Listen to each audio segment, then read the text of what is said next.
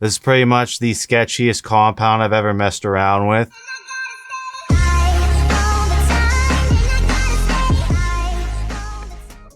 What is up, everyone? It's Russo. I hope everyone is doing well.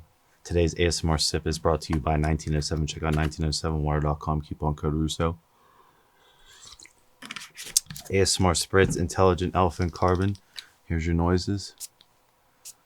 All other discounts in the pinned comment below. Welcome back to PEDucation. Today, I'm going to be covering the sketchiest SARM known to man, YK-11. Finally doing the video.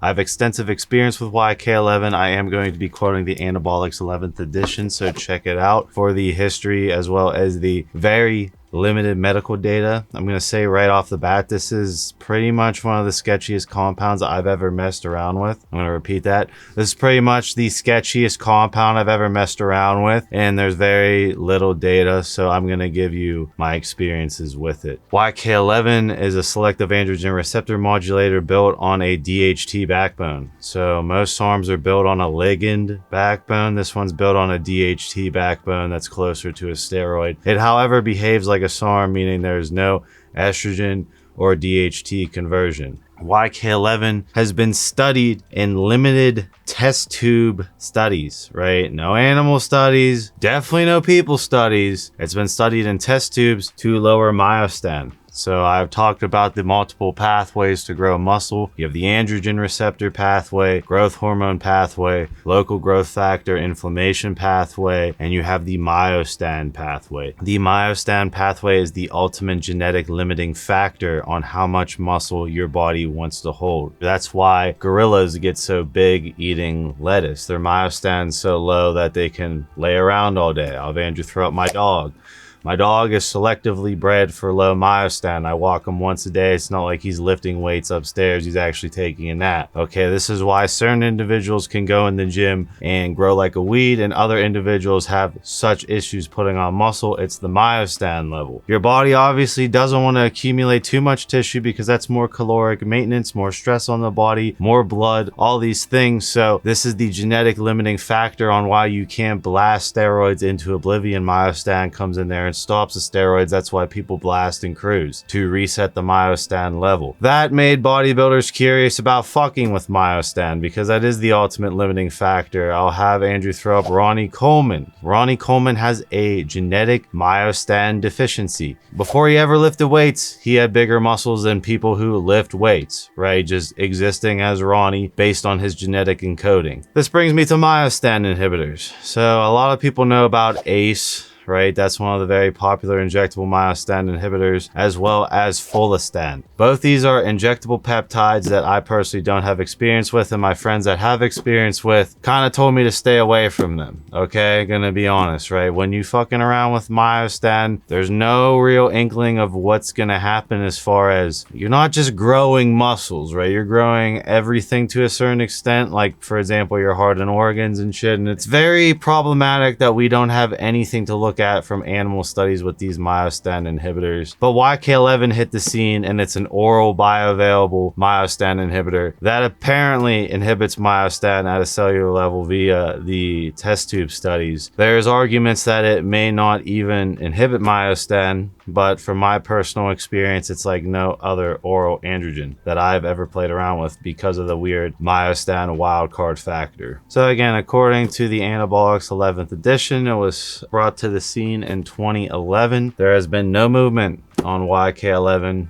Didn't stop it from going into the underground of bodybuilding, and here I am talking about it. So let's go into my experience and the experiences I've collected over my Instagram at Russo Lifts. DM me there on my take on YK-11. Number one, it's the sketchiest compound ever. This is not something that needs to be experimented with, you know, oh, this is safe. No, it's not. It's not. No one can tell you what that's doing. No one can even tell you if that's inhibiting myostatin at all. But I have gotten side effects of myostatin inhibition. Main thing being that my spine hurt, I had joint and tendon pain, Now, people in the comments will probably argue that, well, Winstrol does that, and that's a DHT-based steroid. You know, why is that any different from YK-11 on causing those side effects? I don't know. I feel weird on YK-11 every time. My metabolism goes through the roof, and overall, I feel like I'm gonna snap my shit up. When I played around with Winstrol, when I played around with Mastron, my joints felt dry, but on YK-11, it feels like I'm gonna snap my shit up, and I start training like a hypertrophy bodybuilder only, and I don't put any weight on my back or anything crazy like that. I start to like really divvy as the YK-11 goes up in dosage. So that's what I noticed. I used the YK-11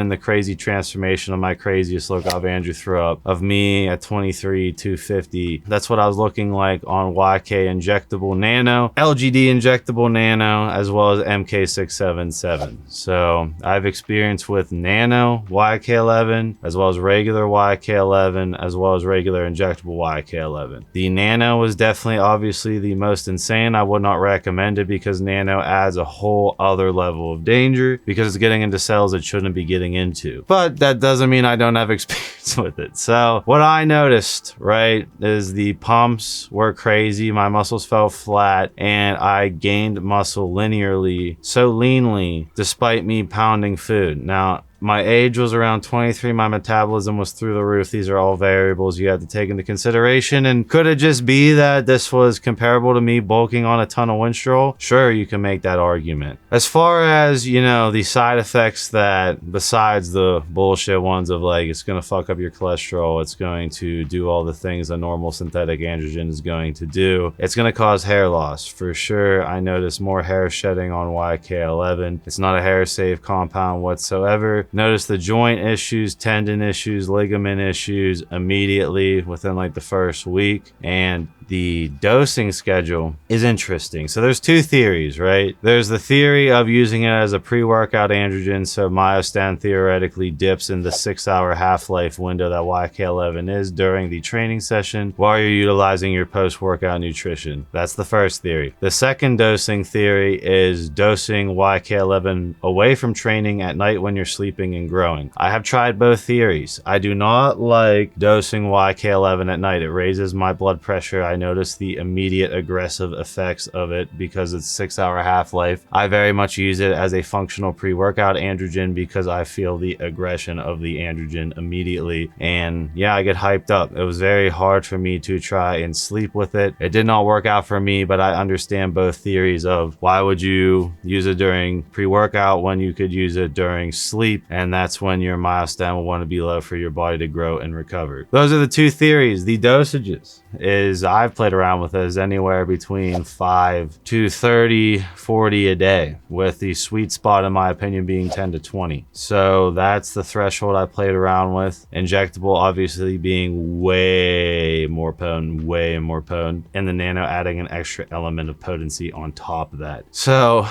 yeah, this is a very sketchy compound. I definitely won't recommend it. I hate seeing people jump right into it as if this compound isn't like obscure in the sense that we don't know truly what myostatin is doing as far as a heart growth standpoint, how much it's impacting it, how long the myostatin stays lowered. It's argued that, you know, theoretically YK-11, if you did one big dosing, you know, cycle of it, would your myostatin take a while to recover back up to baseline? Is your myostatin even being impacted at all? We don't know. But if you lowered your myostatin with YK, it could take weeks, a month or two after to go back to baseline, or it could not be impacted at all. These are things that I'm just throwing out there that we don't finitely know and probably never will know. All I'm telling you is the next big breakthrough, because people always ask me the next big breakthrough in, you know, bodybuilding pharmacology is the myostatin pathway. If they figure out a skeletal selective myostatin inhibitor, Andrew, no one will have to go to the gym. Everyone will just pop 2 of those. We'll all be muscular. Going to the gym will be stupid. That's how crazy the myostatin technology can get. So that's why everyone has their eyeballs on YK-11. What I'm saying is there's no actual data besides bullshit test tube data on if it's actually moving the myostatin to a significant degree or not. Comment your experiences down below. I'll see you guys in my next video.